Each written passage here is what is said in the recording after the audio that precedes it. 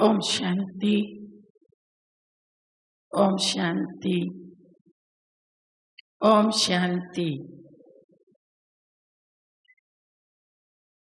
प्यारे शिव बाबा ज्ञान के सागर हैं और हम सब कौन हैं?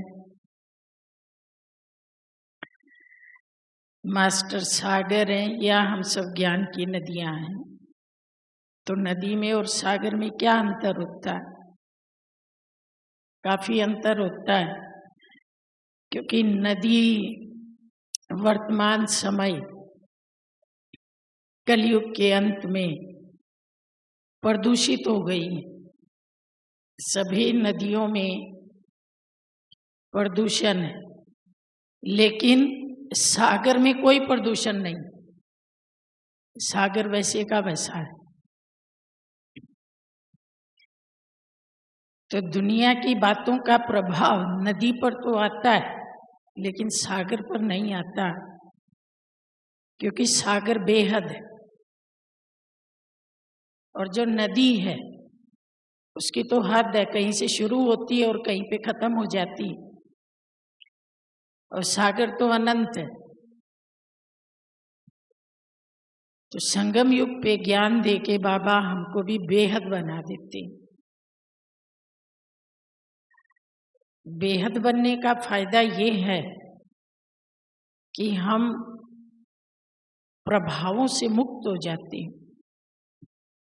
जैसे बताते हैं कि एक बच्चा समुद्र के किनारे खेल रहा था।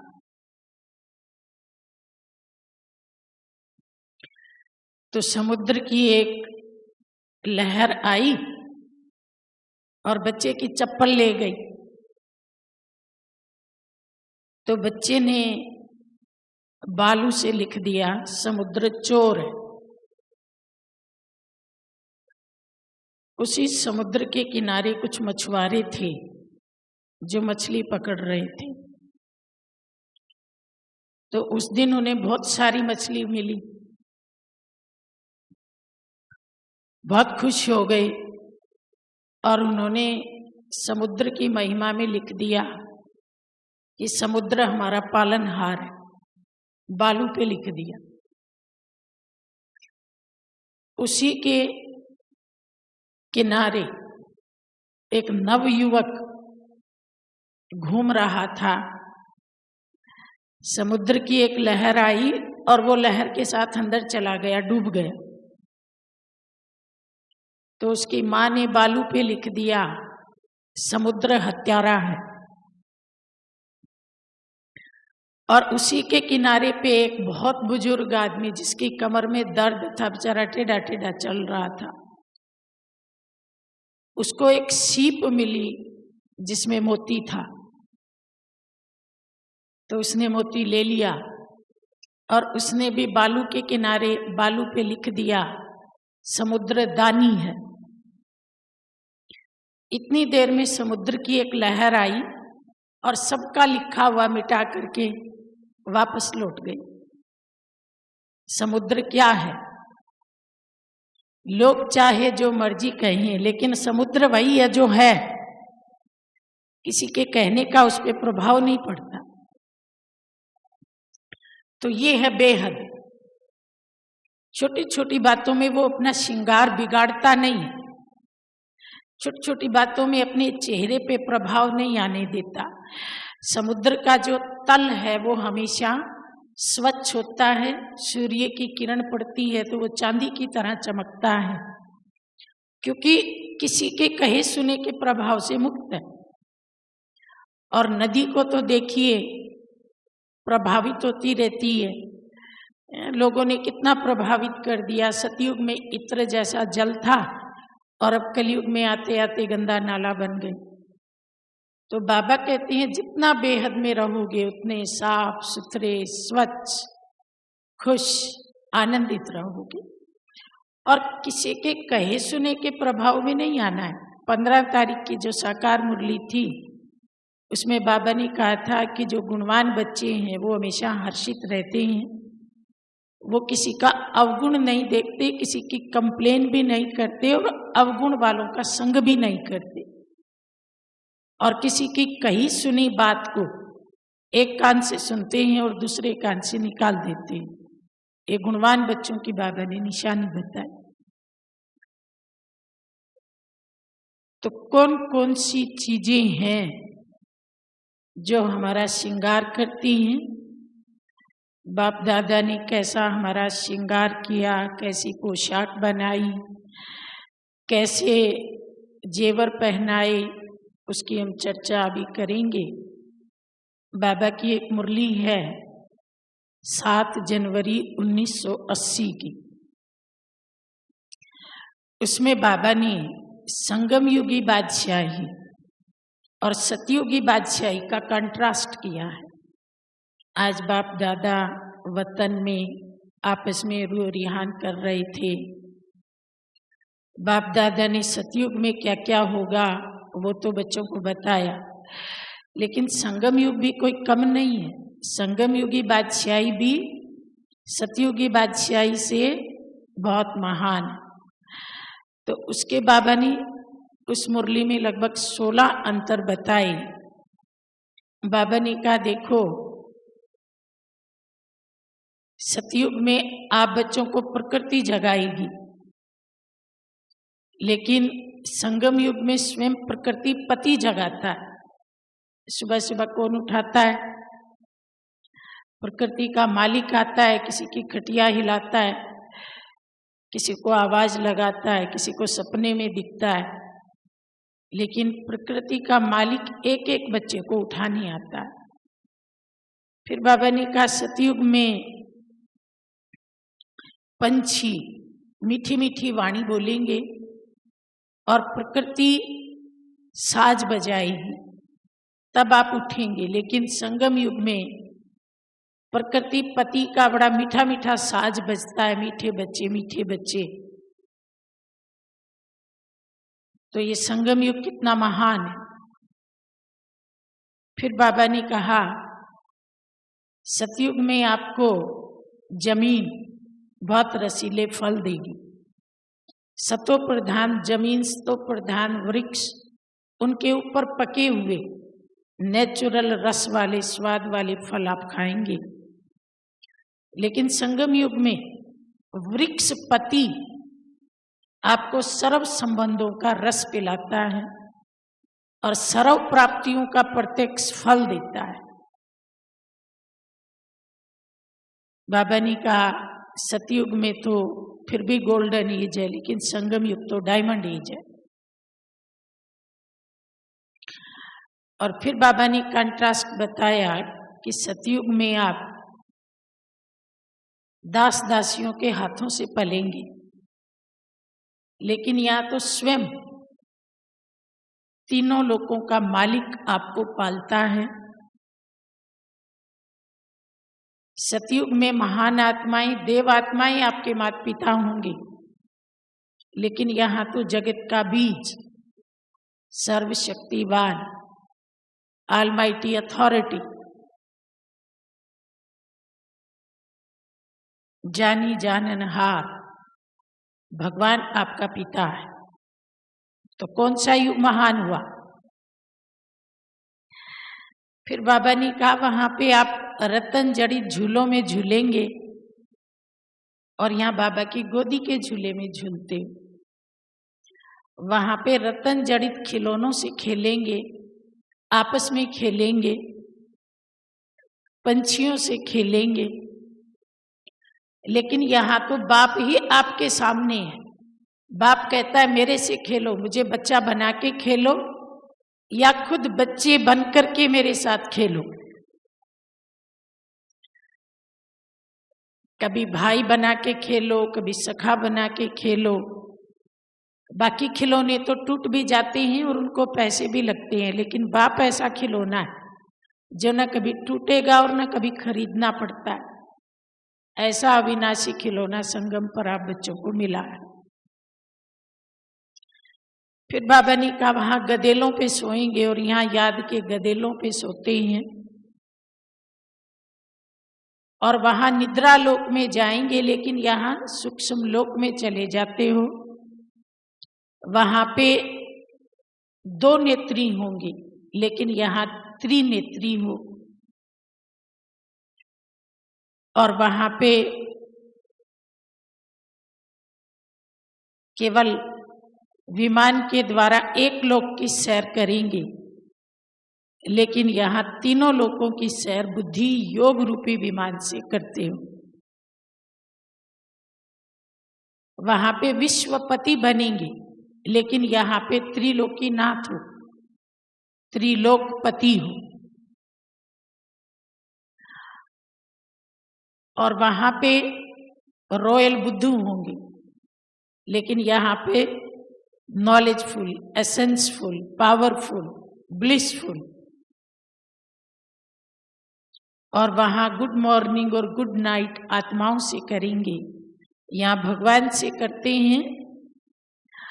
और वहां बेशक 36 प्रकार के व्यंजन खाएंगे, लेकिन यहाँ पे ब्रह्मा भोजन खाते हैं। तो कौन सा युग श्रेष्ठ हुआ? संगम युग। ऐसे श्रेष्ठ युग में बाप और दादा दोनों मिलके हम बच्चों का श्रृंगार करते हैं, हमें सुंदर सुंदर पोशाक पहनाते हैं। बाबा ने कहा सतयुग में तो आप पल पल पोशाक बदलेंगे, श्रृंगार बदलेंगे, लेकिन उसके संस्कार तो आपको यहाँ से धारण करने पड़ेंगे। तो यहाँ भी पल पल नई पोशाक पहनो, नया श्रृंगार करो, हमेशा सजे सजाए रहो। जैसे लौकिक में माता पिता बच्चे को नहलाते हैं, नया कपड़ा पहनाते हैं, फिर माथे में एक काला टीका भी लगा देते हैं, किसी को नजर ना लगे। तो सजे सजाए बच्चे माँ बाप को अच्छे लगते हैं। अगर बच्चा मैला हो तो माँ बाप को अच्छा नहीं लगता। तो बाबा भी कहते हैं मैं भी बच्चों को इतनी ड्रेस देता हूँ, इतने श्रृंगार देता हूँ, और मैं चाहता हूँ कि मेरा हर बच्चा इतना सुंदर लगे, इतना सुंदर लगे। तो बाबा ने कौन कौन सी पोशाक दी, उनकी चर्चा करेंगे। 2 चीजें होती हैं, एक ड्रेस होती है और एक श्रृंगार होता है। ड्रेस माना पहनने का पोशाक, और श्रृंगार का सेट होता है। वो कोई कान में, कोई गले में, कोई हाथ में मैचिंग डाला जाता है।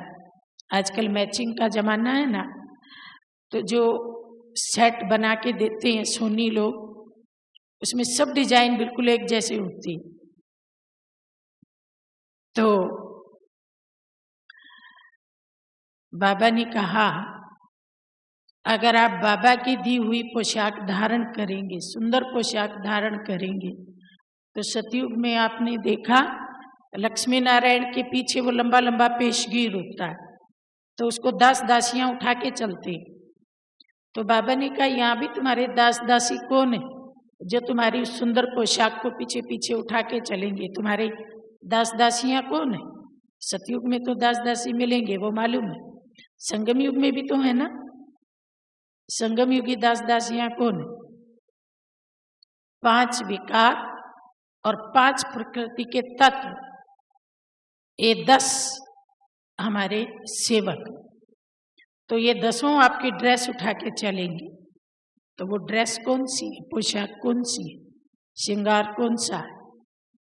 बाबा ने कहा बाप ने आपको जो भिन्न भिन्न टाइटल्स दिए हैं, उन टाइटल्स की जो स्थितियां हैं अलग अलग, वो आपकी पोशाक। तो 1 घंटे एक टाइटल की स्थिति में टिको, दूसरे घंटे दूसरे टाइटल की स्थिति में टिको। ये तो आपकी पोशाक हो गई, और इसके साथ श्रृंगार। तो बाबा ने कहा आपको अनेक सेट बाबा ने दिए हैं। एक सेट है आनंद स्वरूप का, एक है शांति का, एक है प्रेम का, एक है खुशी का, एक है शक्ति का। तो बाबा ने बहुत सुंदर एग्जाम्पल दिया कि सुबह उठते ही आनंद स्वरूप का सेट पहन लो। 3 चीजें होती हैं। एक होता है सुविधा, एक होता है सुख और एक होता है आनंद। सुविधा को हम अंग्रेजी में कहते हैं कंफर्ट। प्रकृति से यानी कि विज्ञान के साधनों से हमें जो कुछ मिलता है उसको हम कहते हैं कंफर्ट, सुविधा। जैसे पैदल जा रहे थे, गाड़ी मिल गई, सुविधा हो गई। जमीन में बैठे थे, कुर्सी मिल गई, सुविधा हो गई। अंधेरे में बैठे थे, रोशनी हो गई, सुविधा हो गई। हाथ से लिख रहे थे, कंप्यूटर से जल्दी में लिखा गया, सुविधा हो गई। दीज आर कंफर्ट्स जो हमें प्रकृति से और विज्ञान के साधनों से मिलते। दूसरा होता है सुख। सुख हमें अच्छे लोगों से मिलता है, अच्छे संबंधों से मिलता है। गुणवान लोग, पवित्र लोग, निस्वार्थ लोग, सहयोगी लोग, मीठा बोलने वाले, यानी कि दैवी परिवार से हमें जो मिलता है उसका नाम है सुख। लेकिन जो तीसरी चीज है वो है आनंद। आनंद या तो आत्म अनुभूति से मिलता है या परमात्मा अनुभूति से मिलता है। इसके अलावा इसका और कोई सोर्स नहीं। तो इनमें सर्वोच्च है आनंद, क्योंकि आत्मा से केवल आनंद ही मिलेगा, परमात्मा से केवल आनंद ही मिलेगा। तो आनंद स्वरूप का सेट पहनना है ना, श्रृंगार पहनना है ना, तो सबसे पहले मस्तक में विचार आनंदमय, मस्तक की चिंदी हो गई। मैं आनंद स्वरूप आत्मा हूं, मुझसे आनंद की किरणें चारों ओर फैल रही हैं। मैं प्रकृति के कण कण में आनंद बिखेर रही हूं। मुझ आत्मा का धर्म ही है आनंद। मुझे हर चीज, हर दृश्य से आनंद की अनुभूति हो रही है। आनंद का कुंड मेरे भीतर है।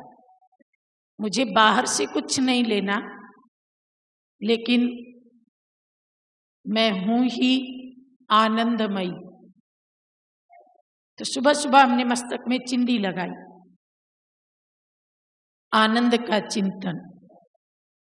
मेरा जीवन आनंदमय है, चारों तरफ आनंद ही आनंद है। उसके बाद कान में बालियां पहनी, वो भी आनंद स्वरूप की। आनंद स्वरूप बनाने वाले शब्द सुने, और अगर आनंद स्वरूप बनाने वाले नहीं भी सुने तो उनको मोल्ड कर दिया, आनंद स्वरूप बना लिया। लेकिन जो कान में गया वो आनंदमय था। उसके बाद गले में माला पहनी, तो जो गले से शब्द उच्चारे वो भी आनंदमय थे। बोलते हुए मुझे भी आनंद आया और सुनने वालों को भी आनंद आया। उसके बाद हाथों से जो कर्म किए, उन कर्मों को करते मुझे बहुत आनंद आया, और मेरी उस सेवा से लाभ लेने वालों को भी बहुत आनंद आया। तो हाथों में आनंदमय कर्म, और पैरों से मैं जहां भी चल के गई मैंने आनंद बिखेरा। लोगों को आनंद देने वाले कर्म किए पैरों से चल के। तो ये कितना सुंदर मैचिंग श्रृंगार है ऊपर से नीचे तक का। ऐसे श्रृंगार से कोई सजा हुआ तो कैसा लगेगा? आनंद ही आनंद, जैसे आनंद कुंड हमारे सामने आ गए। तो बाबा कहते हैं दुनिया में आनंद नहीं है, सबके श्रृंगार बिगड़े पड़े। और आप बच्चे जब ऐसे सजे सजाए रहते हो तो उनको बड़ा आकर्षण होता है। और पोशाक कौन सी है? जो भिन्न भिन्न टाइटल रूपी स्थिति है। जैसे हमारा एक टाइटल है, बाबा ने कहा तुम उद्धार मूर्त हो। तो उद्धार मूर्त की स्थिति कौन सी है? श्री राम वनवास में गए सबका उद्धार करने, तो हम सब भी तो वनवाह में हैं। तो जो राम का जीवन है वो हमारा यादगार जीवन है। उन्होंने वनवासियों का उद्धार किया और आज ये सारी दुनिया कांटों का जंगल बनी पड़ी है। हम भी अवतरित हुए हैं श्री राम की तरह से इन वनवासियों का उद्धार करना। इसमें दो तरह के लोग हैं, एक तो साधु सन्यासी हैं, उनका उद्धार हो जाएगा, और दूसरे राक्षस यानी कि राक्षसी वृत्तियां हैं, उनका नाश हो जाएगा। तो मेरा वनवासी जीवन कैसा है? त्याग का जीवन। तो मैंने जो पोशाक पहनी है वो उद्धार मूर्त की पोशाक है, जिसमें त्याग है, जिसमें तप है, जिसमें सेवा है, जिसमें नम्रता है, जिसमें निस्वार्थ भाव है, जिसमें देने का भाव है, कल्याण का भाव। तो ये मेरी उद्धार मूर्त की यूनिफॉर्म। मैं जब भी इस पोशाक को पहनती हूँ तो कितनी आत्माओं को सुकून मिलता है, कितनी आत्माओं की मनोकामनाएं पूर्ण होती हैं। तो बाबा ने कहा ऐसे ही मास्टर सर्वशक्तिवान की पोशाक पहने। बाबा ऑलमाइटी अथॉरिटी है और मैं मास्टर। तो बाबा क्या करते हैं? जो बाबा का काम वो मेरा काम। भक्त लोग आके कहते हैं प्रभु शक्ति दो, तो मैं मास्टर सर्वशक्तिवान की पोशाक पहने बैठा हूँ, स्थिति में बैठा हूँ। अपने मस्तक से मैं लाइट की किरणें बिखरा रहा हूँ ताकि कमजोर आत्माओं को बल मिले, मनोबल मिले, शक्ति मिले। 5000 साल से थकी हुई प्रकृति को बल मिले, ग्रहों और नक्षत्रों को बल मिले। मेरी सराउंडिंग में जो कमजोर आत्माएं हैं उनको बल मिले। तो मैं मास्टर सर्वशक्तिवान की यूनिफॉर्म पहने बैठा हूँ। फिर बाबा ने कहा सुदर्शन चक्रधारी की पोशाक पहने। फिर बाबा ने कहा विश्व कल्याणकारी की पोशाक पहने। तो ये अलग अलग पोशाक बाबा ने बच्चों को पहना।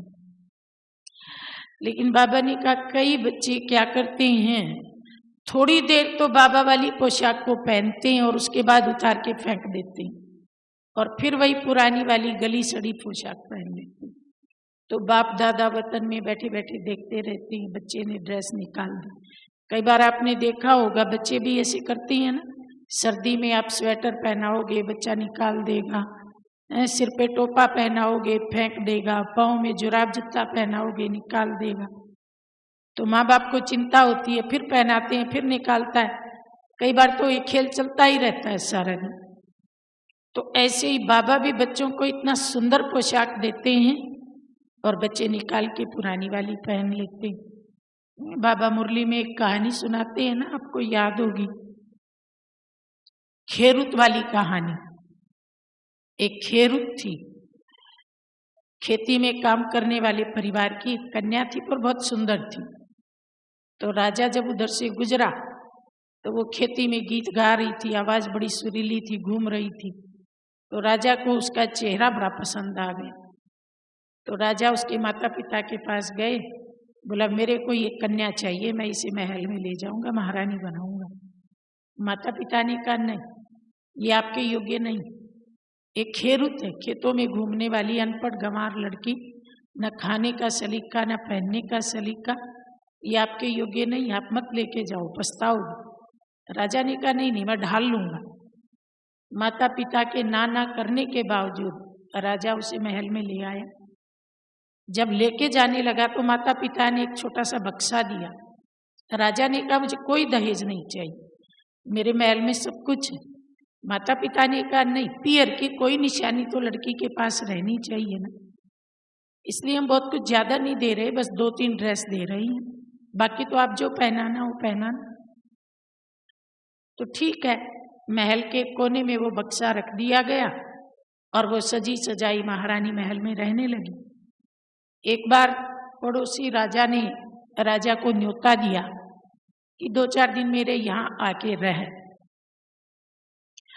तो अपने कुछ विश्वस्त लोगों को, महल के मुख्य लोगों को और अपने मंत्री और कुछ और लोगों को लेके राजा 3-4 दिन के लिए वहां गया। महल खाली खाली हो गया, ये अकेली थी महल में। अब अकेली थी तो इसको पुराने दिन याद आए। उसने अपनी वही संदूकड़ी खोली, उसमें से वही वाली ड्रेस निकाली जिसको पहन के खेतों में गाती थी, उलझे हुए बाल और वही पुरानी काली काली ड्रेस, और उसी को पहन के महल में इधर से उधर इधर घूम रही है और अपने वही खेतों वाले गीत गा रही है। बहुत दिनों के बाद अंदर दबा हुआ जो था वो निकला तो बहुत मस्ती से गाया और इतनी देर में राजा आ गए। तो जैसे ही राजा ने उसका वो रूप देखा तो हैरान हो गया, बोला ये क्या, मैं तो महारानी को छोड़ के गया था और ये खेरुत कहाँ से आ गई। तो राजा को समझ में आया कि बेशक महारानी बन गई लेकिन संस्कार नहीं बदले। तो ले गया वापस और माँ बाप को सौंप आया, बोला आपने ठीक बोला था, ये अपनी बेटी पकड़ो और ये अपनी संदूकड़ी पकड़ो, ये महारानी वाले रूप में ढल नहीं पाई, इसको यहाँ खेतों में ही गाने दो स्वतंत्रता पूर्वक, महल इसको बंधन लगता है। तो ये कहानी बाबा मुरली में सुनाते हैं कि बाबा बच्चों को महारानी बनाने वाली ड्रेस पहनाते और बच्चे फिर वही पुरानी खेरुत वाली ड्रेस पहन लेते। तो बाबा ने देखा कि बच्चों ने 4 प्रकार की ड्रेस पहनी जो बाबा को बिल्कुल पसंद नहीं। तो पहली जो ड्रेस थी वो कौन सी ड्रेस थी, वो बहुत ही मैली थी और उसमें बदबू आ रही थी। कौन सी बदबू आ रही थी, देह के संबंधों की लगाव की बदबू आ रही थी। जब बाबा साकार में थे तो कोई कोई बच्चे से मिलते नहीं थे। ब्राह्मणियां कहती थी बाबा ये बच्चा आपसे मिलना चाहता है, कितनी देर से बैठा है। बाबा कहते थे नहीं उसमें बदबू आ रही है, बाबा नहीं मिलेगा। तो कहते थे नहीं बाबा वो तो नहाया धोया साफ कपड़े पहने हुए। तो बाबा कहता था नहीं, उसको ना अपने परिवार की घर की स्मृतियां आ रही। तो देह के लगाव, देह के संबंधों के लगाव, इनको बाबा बदबू बोलता था। आपने देखा होगा जो मक्खी होती है ना हमारे चारों ओर जो उड़ती है, वो घूमती है और उसे मीठी चीज से बहुत प्रेम होता है। तो एक होता है चीज को खाना और एक होता है चीज के लगाव में आना, दोनों में अंतर होता है। तो मक्खी खाती नहीं है लेकिन उसके लगाव में डूब जाती, दोनों पंख डुबो लेती है, खाने की तो होश ही नहीं रहती और पंख छुड़ाने में इतनी मेहनत करती है कि उसमें डूबी डूबी मर जाती है। इसको कहते हैं लगाव। संसार सागर है, सागर के कभी बीच में नहीं जाया जाता। सागर को किनारे बैठ के सागर की लहरों का आनंद लिया जाता है। सागर में पांव डुबोए जाते हैं लेकिन खुद नहीं डूबा जाता। तो संसार सागर है, इसमें किनारे बैठिए, किनारे बैठ के इसकी लहरों को देखिए, साक्षी होके इसका आनंद लीजिए। लेकिन अगर इसमें अटैच हो गए, इसमें डूब गए, तो जो हमारा आध्यात्मिक स्वच्छता है, आध्यात्मिक पवित्रता है, जो आध्यात्मिक बल है, वो नष्ट हो जाता है। तो देह और देह के संबंधों का लगाव, इसमें बदबू आती है। जीत उसी की होती है जो इन लगावों से ऊपर उठ जाता है। इसलिए क्राइस्ट ने अपने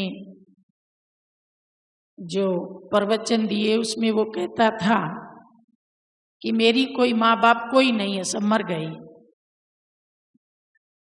और जो उसके चेले थे उनको भी कहता था कि जिसके माँ बाप भाई बहन है वो कोई मेरे पास ना आए, मेरे पास वही आए जिसका इनमें से कोई भी नहीं। जो अपने माँ बाप भाई बहन से प्रेम करता है वो उससे प्रेम नहीं कर पाएगा, और जो उससे प्रेम करता है उनका इनसे प्रेम निकल जाएगा। प्रेम निकलने का मतलब है निभाना तो सबसे, लेकिन दिल केवल एक में रहे, नहीं तो दिल बट जाती थोड़ा सा एक संबंध में एक संबंध में एक संबंध में, इस पे राजा की बड़ी प्रेरणादायी कहानी सुनाते हैं कि एक राजा को कोई वारिस नहीं था, तो एक सन्यासी आया। उसने कहा कि तुमको कोई वारिस नहीं है और तुमको चिंता तो है कि वारिस होना चाहिए। राजा बहुत अच्छा था, उसने कहा मुझे वारिस नहीं चाहिए, मेरी प्रजा ही मेरी वारिस है। लेकिन सन्यासी ने उसको बहुत बरगलाया, सिखाया, पढ़ाया और बोला एक वारिस होना तो अनिवार्य है। तो राजा ने कहा अच्छा फिर कहाँ से आएगा? तो बोला मैं विधि बताता हूँ, तुम प्रजा में से किसी एक लड़के की बलि दे दो देवी को तो तुमको वारिस आ जाएगा। राजा ने कहा ठीक है। तो उसने ढिंडोरा पिटवा दिया। 1 दिन, 2 दिन, 3 दिन, 4 दिन, कोई भी नहीं आया। 5वें दिन राजधानी से थोड़ा बाहर खेतों में एक गरीब परिवार था जिसके 3 लड़के थे।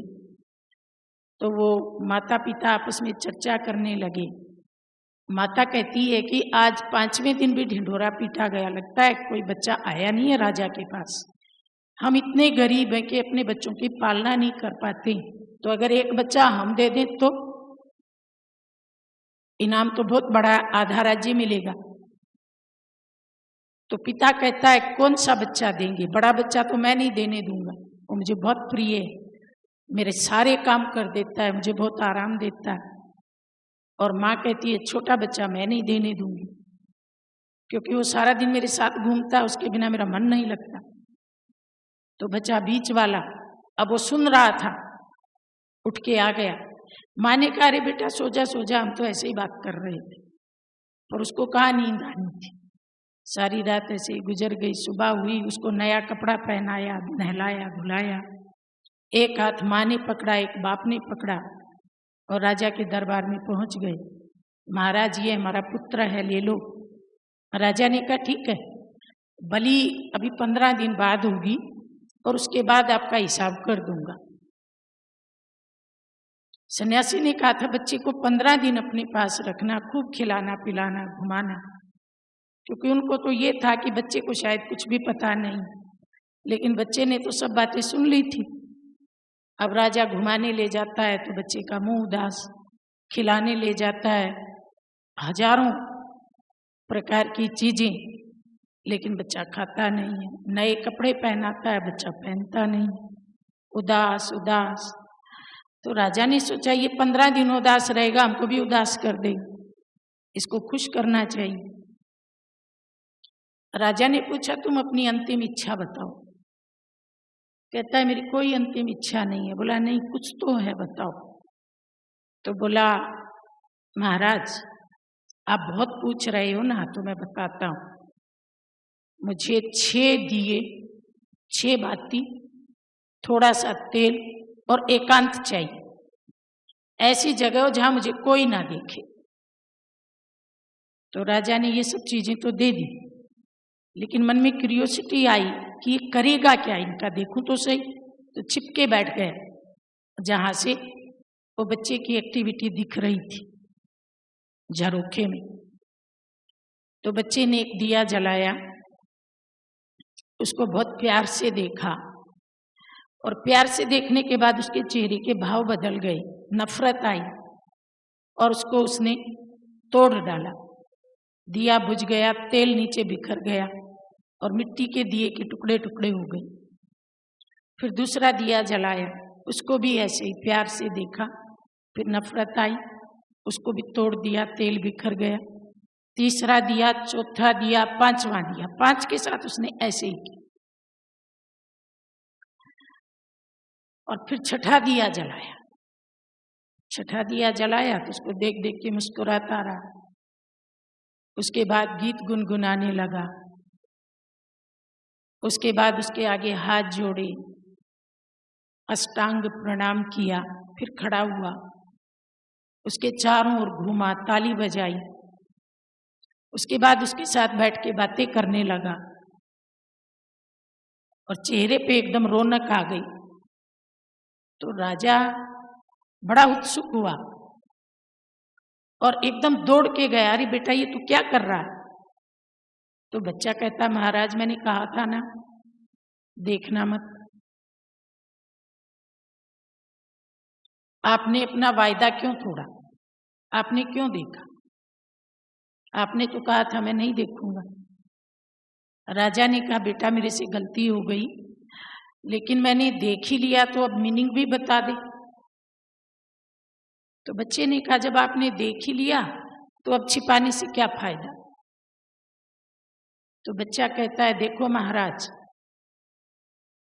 इस दुनिया में किसी भी मनुष्य के लिए माँ सबसे बड़ी चीज होती है, भगवान का दूसरा रूप होती है। मेरी भी एक माँ थी, है नहीं थी, मुझे बहुत प्यार करती थी। हम गरीब थे लेकिन फिर भी प्यार से पालती थी। लेकिन जब उसे पता पड़ा कि अगर मैं राजा के यहाँ आ जाऊं और मेरी बलि हो जाए तो आधा राज्य मिल जाएगा, तो मेरी माँ इतनी स्वार्थी हो गई कि उसने मेरे पिता को सहमत कर लिया और मुझे बलि के लिए भेज दिया। उस माँ की याद का दिया मेरे हृदय में जल रहा था। आज मैंने उसके नाम का दिया जलाया, अपनी कृतज्ञता प्रकट की, लेकिन फिर मेरे मन में आया कि ऐसी हत्यारी माँ का मैं क्या करूं? माएँ तो ऐसी होती हैं, अपने प्राण दे के भी बच्चे को बचाती, और ये माँ तो अपने सुख के लिए मेरे प्राण ले रही। तो मुझे माँ नहीं चाहिए। मैंने दिया जलाया और बुझा दिया। अब मेरी कोई माँ नहीं है, मैं बिना माँ का ही सही। और अगर किसी की माँ ना हो तो उसका बाप होता है। बाप भी माँ जैसा प्यार दे लेता है। मेरा भी एक बाप था, गरीब था, पर कभी कंधे चढ़ाता था, कभी गोदी लेता था, बहुत प्यार करता था, अपने हिस्से का भी मुझे खिला देता था। लेकिन उसको भी धन का लालच आ गया और माँ के साथ मेरा हाथ पकड़ के मुझे मरने छोड़ गए। उसकी याद का दिया मेरे दिल में जल रहा था। आज मैंने उस दिए को बुझा डाला। अब मेरा कोई बाप नहीं है, मुझे बाप भी नहीं चाहिए। और किसी के माँ बाप ना हो तो बड़ा भाई भी माँ बाप के बराबर होता।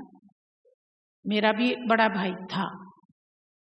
मैं उसके लिए पानी गर्म करता था, खेत में रोटी ले जाता था, कभी कभी थक जाता था तो उसके पांव दबाता था। वो भी मुझे बहुत प्यार करता था। मैंने सोचा था जब मेरे माँ बाप मुझे महल की तरफ ले जाएंगे तो वो मेरे माँ बाप को रोकेगा कि मेरे भाई को मत ले जाओ, हमको राज्य नहीं चाहिए। पर मैंने देखा दरवाजे की झिरी के पीछे छिपके खड़ा देख रहा था कि ये जल्दी जाए। तो ऐसे स्वार्थी भाई का मैं क्या करूं? उसके नाम का दिया भी मेरे हृदय में जल रहा था, मैंने वो भी आज तोड़ दिया। और किसी का बड़ा भाई ना हो तो छोटा भाई। अब भरत भी तो राम का छोटा भाई था ना। मैं भी अपने छोटे भाई को भरत जैसा ही समझता था। और मैंने सोचा था मेरे माँ बाप मुझे जब लेके जाएंगे तो दहाड़ मार के रोएगा। लेकिन बेशक छोटा है, धन का लालच उसको भी आ गया। वो भी छिपके देख रहा था कि अब तो राज्य मिलने वाला है। तो उसके लिए मेरे हृदय में प्यार का दिया जलता था। आज मैंने उस वाले दिए को भी तोड़ डाला। और राजा, किसी को माँ भी ना हो, बाप भी ना हो, भाई भी ना हो, छोटा बड़ा, तो जो राजा होता है ना वो उसका माई बाप होता है। और मैंने तो सुना था बहुत अच्छे राजा हो, दयालु हो, गरीबों का कर्ज माफ कर देते हो, प्रजा की बहुत सेवा करते हो, आपको कोई स्वार्थ नहीं है। मेरी दिल में आपका भी प्यार भरा दिया जल रहा था। लेकिन अब मुझे पता पड़ा आप कितने स्वार्थी हो। आप अपने बेटे के लिए किसी दूसरे के बेटे की गर्दन पे छुरी चला सकती हो। तो ऐसे राजा का मैं क्या करूं? तो जो आपके प्यार का दिया मेरे दिल में जल रहा था ना, आज मैंने उसको भी तोड़ डाला। मैं बिना राजा का ही सही, मेरा कोई राजा नहीं। और महाराज किसी को माँ नहीं, बाप नहीं, भाई नहीं, राजा भी नहीं, तो फिर केवल एक भगवान बचता है। अब छठा दिया भगवान की याद का दिया है, उसके प्यार का दिया है। अब मैंने सारे दिए बुझा करके एक दिया जलाया है।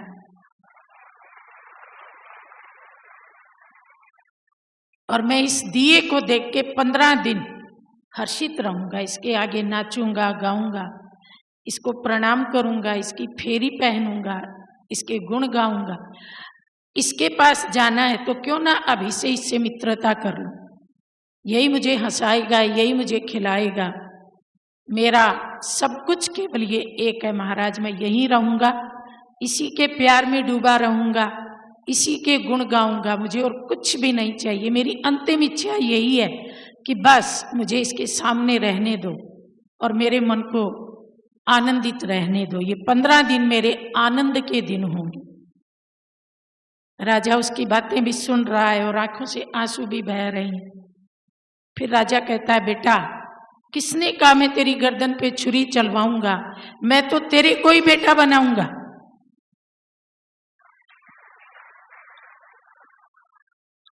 और तभी राजा ने एक ढिंडोरा पिटवाया कि मुझे मेरा वारिस मिल गया है और कल उसका राज तिलक होगा, इसलिए सब राजधानी के लोग राज दरबार में हाजिर हो जाए।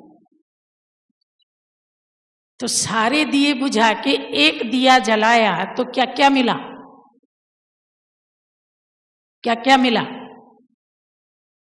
जीवन मिला, इज्जत मिली, राजाई मिली और ईश्वर का प्रेम हृदय में जग गया। सारे दिए बुझ गए तो एक ही तो रह गए। तो बाबा ने कहा, पहली जो ड्रेस थी उसमें दे के संबंधों की बदबू आ रही थी, लेकिन जिसने सारे दिए बुझा दिए और केवल एक दिया जगमगा रहा है, उसकी ड्रेस से तो खुशबू आएगी। तो बाबा को कैसे बच्चे चाहिए? खुशबूदार बच्चे चाहिए जो एक की याद की यूनिफॉर्म पहने। मेरा तो एक शिव बाबा, दूसरा ना कोई, जो एक की याद की लगन में मगन रहे। बाबा को ऐसे बच्चे चाहिए। और बाबा ने कहा, दूसरी मैंने ड्रेस देखी जिनमें से चमड़े की ड्रेस थी और चमड़ी की बदबू आ रही थी। तो बाबा ने कहा, ये ड्रेस थी क्रिमिनल आई की। क्रिमिनल आई। बाबा कहते हैं, आप सब ब्रह्मा कुमार कुमारियां, ब्रह्मा के मुख से हमारा जन्म हुआ है। पिछला जन्म तो कैंसिल हो गया, नया जन्म ब्रह्मा के मुख से हुआ, मुख कमल से। बाबा ने कहा, ये ब्रह्मा की भ्रिकुटी सतगुरु का द्वार। तो जब ब्रह्मा बाबा को देखते हैं तो क्या क्या दिखता है? मुख कमल दिखते हैं तो जन्म स्थान है, यानी कि हमारी माँ है। मस्तक देखते हैं तो सतगुरु दिखता है, यानी कि मुक्ति का द्वार है। तो उसके हम सब बच्चे आपस में भाई भाई हैं और भाई बहन हैं। बाबा मुरली में कहता है, लौकिक दुनिया में भी अगर भाई बहन कोई किसी को कुदृष्टि से देखे तो बाप क्या करता है? घर से निकाल देता है। बाप बहुत कड़ी सजा देता है। तो ये तो सारा जगत ही ब्रह्मा की रचना है। तो ब्रह्मा के बच्चे हम सब कौन होंगे? आपस में भाई बहन। साकार में, निराकार में तो दृष्टि की बात ही नहीं है, वो तो आत्मा आत्मा है। तो बाबा ने कहा कि बाबा देखता है कि भाई बहन की दृष्टि से भी बाज नहीं आते। तो बाबा ने फरमान किया, अब आत्मा देखो, न कोई भाई ना कोई बहन, सब आत्माएं। तो ये अभ्यास बहुत पक्का चाहिए। एक मुरली में बाबा ने कहा था, अगर कोई किसी को कुदृष्टि से देखता है तो अगले जन्म में लूला लंगड़ा हो जाता है। सबसे बड़ा शत्रु है काम, और विकारी दृष्टि भी काम से रंगी हुई होती है, तो वो भी बहुत बड़ा पाप है। अज्ञानी व्यक्ति को 1 गुना और ज्ञानी व्यक्ति को 100 गुना। तो ये बार बार अंदर में पक्का करना है कि मैं ब्रह्मा मुख कमल से उत्पन्न हुआ हूँ, पवित्र ब्राह्मण हूँ, जनेऊधारी हूँ। भक्ति में एक जनेऊ पहनते हैं जिसमें 3 धागे होते हैं और उसको गांठ लगा करके वो धागा एक बन जाता है। तो जनेऊ अर्थात बाप, टीचर, सतगुरु, और गांठ लगा दी तो एक में ही हमारे तीनों, तो हम जनेऊधारी। जनेऊधारी ब्राह्मणों को बहुत पवित्र माना जाता है, ये वो पवित्र बोलते हैं इसको। तो हम सब ने त्रिमूर्ति स्मृति की जनेऊ पहनी है, एक की याद की गांठ लगा रखी है। तो हमारी दृष्टि शुरुआत मन से होती है, फिर दृष्टि होती है। तो सबसे पहले मन को एकदम शुद्ध बनाना है, एक बच्चे की तरह से इस मन को पढ़ाना है। जैसे हम छोटे बच्चे को पढ़ाते हैं, बेटा स्कूल जाएगा, रास्ते में गाड़ी आएगी तो ध्यान से चलना, टक्कर ना हो, जल्दबाजी नहीं करना, घबराना नहीं। बच्चे को कितनी बातें सिखाते हैं। स्कूल में अपनी चीज खो मत देना, बस्ते से चीज बाहर निकाली फिर बस्ते में वापस डाल लेना, समझाते हैं ना। तो इस मन को भी बैठ के पढ़ाना पड़े, अपने मन को, दूसरे को नहीं, कि तुम ब्रह्मा के बच्चे हो। ब्रह्मा जो सारे जगत का रचयिता है, सारे धर्म पिता भी उसके बच्चे हैं। जो आदि देव है, जो जाके श्री कृष्ण बनता है, जो सारे विश्व का मालिक बनता है, उसने तुमको अडॉप्ट किया। इतने महान पिता के तुम पुत्र हो। कितने थोड़े लोगों ने उसको साकार में देखा, उसके तो दर्शन भी दुर्लभ है। 5000 साल में बहुत कम लोगों को उसे देखने को मिला। तो ऐसे महान पिता के तुम पुत्र हो, उसने अपने पवित्र मुख से तुमको जन्म दिया है। तो तुम कितने पवित्र हो। दुनिया में मंत्री बहुत हैं, IAS ऑफिसर बहुत हैं, लेकिन ब्रह्मा के मुख कमल से जन्म लेने वाले पवित्र ब्राह्मण कितने, कोटों में कोऊ और कोऊ में कोऊ। तो मैं उन कोऊ में कोऊ हूं, और मेरी इस पवित्रता का बल और फल कितना भारी। इस पवित्रता के बल से संपूर्ण सृष्टि बदलती है, और उसका फल कितना भारी है। संपूर्ण सृष्टि की बागडोर मेरे हाथ में आती है। अरे बच्चे, इस अपवित्रता के कारण तो राजाओं ने राजा ही गंवाई। इतिहास उठा करके देखो, इसने भारत के सोने हीरे के भरे हुए मटके खाली कर दिए। और अब भी अगर किसी के प्रति विकारी दृष्टि जाती है, तो बाबा ने एक मुरली में कहा था कि जो देहों को देखता है, मुर्दों को देखता है, तो उसको अगले जन्म में सतयुग में मुर्दा घाट की सेवा मिलेगी। शरीर तो मुर्दा ही है ना, तो मुर्दा घाट की सेवा कौन करेगा। सतयुग में भी तो कोई मुर्दा घाट में होगा ना। तो बार बार अपने मन को समझाना है कि तुम ब्रह्मा की संतान हो, ब्रह्मा की मुख वंशावली हो, तुम्हारी कितनी महिमा है। बाबा ने एक मुरली में कहा था कि तुम्हारे नाम, रूप, गुण, कर्तव्य की महिमा अंतिम जन्म तक भी लोग कर रहे हैं। उसके बाद तीसरी ड्रेस बाबा ने बताई, उसके ऊपर बड़े गंदे दाग लगे थे। तो ये दाग कौन से थे।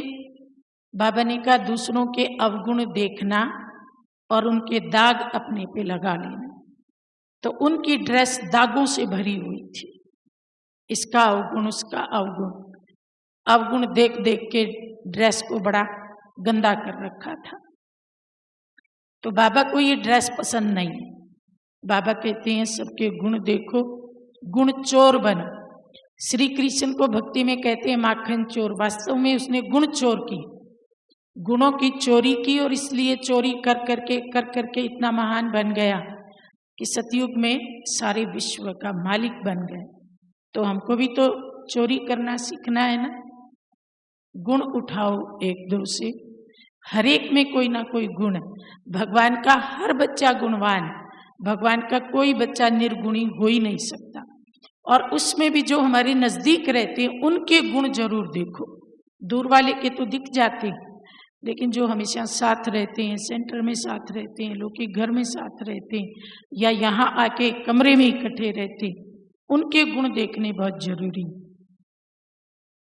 गुण देखना माना जैसे मक्खी फूलों में से इत्र इकट्ठा कर लेती है, शहद इकट्ठा कर लेती है, तो ऐसे इत्र इकट्ठा करना, शहद इकट्ठा करना। तो ये तीसरी ड्रेस थी। और बाबा ने कहा चौथी ड्रेस थी उसमें से खून टपक रहा था, खून के दाग लगे हुए थे। तो ये ड्रेस वाले बच्चे भी बाबा को पसंद नहीं आए। ये कौन सी ड्रेस थी? बार बार विकर्म कर लेना, बार बार विकर्म कर लेना। गीता में कहा है आत्मघाती महापापी, अर्थात अपनी आत्मा को बार बार दुखी करना, क्योंकि जब जब विकर्म करेंगे तो भारी होंगे, चिंता होगी, व्यर्थ संकल्प चलेंगे, क्यों क्या मन में आएगा। तो ये विकर्म कर करके अपने मन को कमजोर करना, मन को दुखी करना, मन को अशांत करना, भारी करना। तो बाबा ने कहा एक खून के दागों वाली ड्रेस थी। संगम युग, जैसे बाबा ने कहा बेफिक्र बादशाह, तो संगम युग में चिंता क्यों हो, फिक्र क्यों हो? संगम युग तो बादशाही जीवन है, बाप की गोद में बैठे, निश्चिंतता का जीवन। लेकिन जब विकर्म कर लेते हैं तो आत्मा दुखी हो जाती है। अरे सारे विश्व को सुख देने वाले सुखदाता के बच्चे अगर खुद दुखी होंगे तो सुख कैसे दे पाएंगे? खुद के अंदर से अशांति के प्रकंपन निकल रहे हैं तो औरों को शांति कैसे देंगे? इसलिए एक पल के लिए भी मन में दुख की लहर ना आए। सुखदाता के बच्चे हम सभी सदा सुख स्वरूप बन करके रहें, सुखों से भरी पोशाक पहने, हमारे अंग अंग से सुख के प्रकंपन निकले, हमें देख के लोग कहें इन जैसा सुखी दुनिया में कोई भी नहीं। तो ये 4 प्रकार की पोशाक हमको क्या करनी है? पहननी है? नहीं पहननी है। और जो बाबा ने पोशाक दी भिन्न भिन्न टाइटल्स की, वो पहन के रखनी। ओम शांति।